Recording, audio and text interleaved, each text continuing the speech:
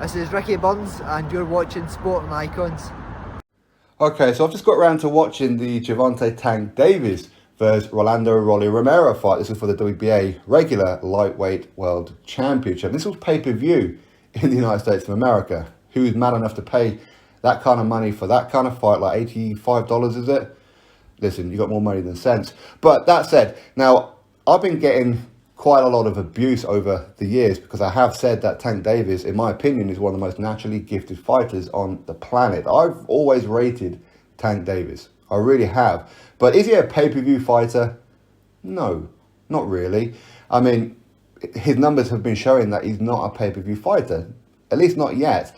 Now, if I was to put him on regular Showtime or regular Fox, yes, he would do great numbers, but pay-per-views, not so much. You can see that over the last couple of fights, they haven't really been releasing the numbers. There's reason for that. And the fact that he got paid, was it around $2 million for this fight with Romero, and Romero got $500,000. Do the conversion rate, that's about £1.5 million. That's not a lot of money. We have fighters here in the UK who get paid more than that, and they're not on pay-per-view. All right? Now, some people will look at this fight and say, but Tank Davis just defeated the #1 challenger in the WBA, Rolly Romero. Yeah, but he's only had 14 professional fights. Don't look at the rankings as something credible, especially the WBA. Look at the other divisions, and you'll see a lot of discrepancy there. Just have a look at the heavyweight division. In the top 15, you've got Dakari Scott. He's only had 7 fights. Lenier Pero has only had 7 fights. The WBA seem to do a fee for rankings. That seems to be what it is that they do. Now, Rolly Romero, is he a credible opponent for Tank Davis? No, not really. Not really. He's not the kind of opponent we want to be seeing Tank Davis in there with. We want to see him in there with a Lomachenko, a Devin Haney, and a Teofimo Lopez, and all these kind of guys. That's what we want to see, but we ain't going to get that.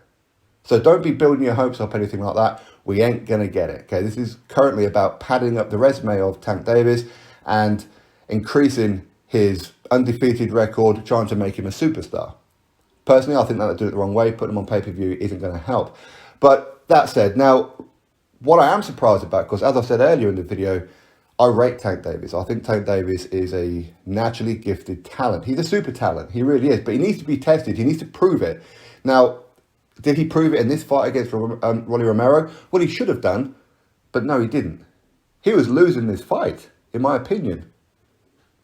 Rolly Romero was just using that jab. He was just keeping the range, and Tank Davis didn't know what to do. All he wanted to do was try and get on the inside and land one punch. That's what he was trying to do. Now, if you tell me that Tank Davis was just fighting to the level of his opponent, okay, cool. Because a lot of fighters do that. They do.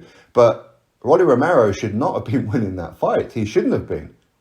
That left hook is a problem for Tank Davis. There's a lot more fighters out there with a bigger, badder left hook than Rolly Romero. So there's a very real chance Tank Davis, unless he's got an incredible chin, is going to get knocked out at some point.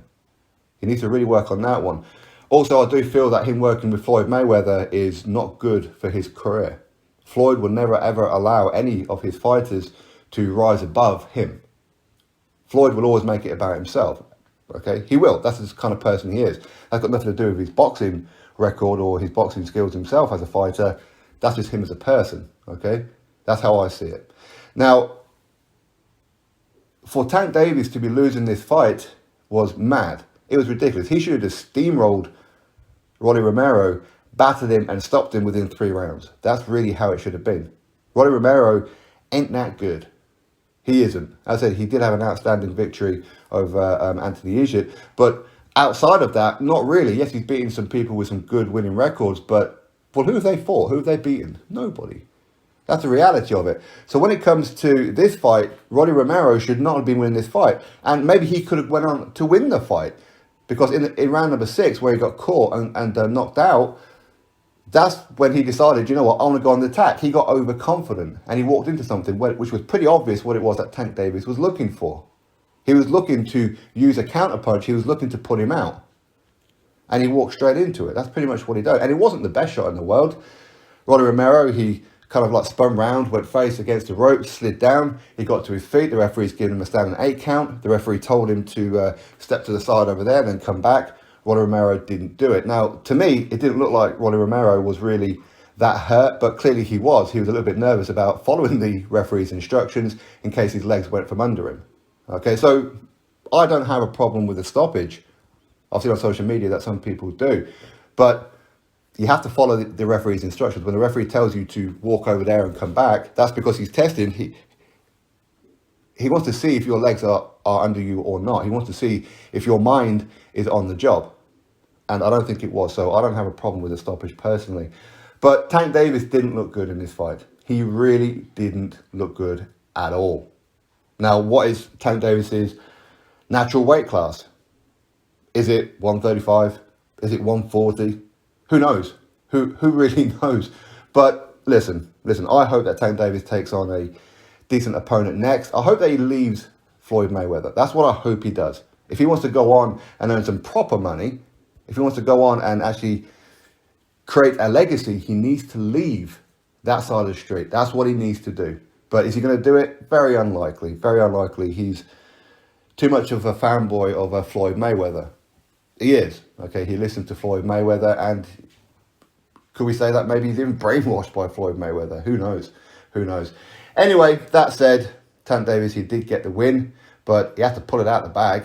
He really did. Now, again, you could argue that maybe Rolly Romero, he landed a great right hand at one point in that fight, and he threw Tank Davis to the floor. Had he not thrown him to the floor and started throwing punches, who knows what would have happened? Okay, but anyway, that said, congratulations to Tank Davis. Hopefully we get a better opponent next time. Drop your thoughts below, click thumbs up, subscribe. Catch you on the next video.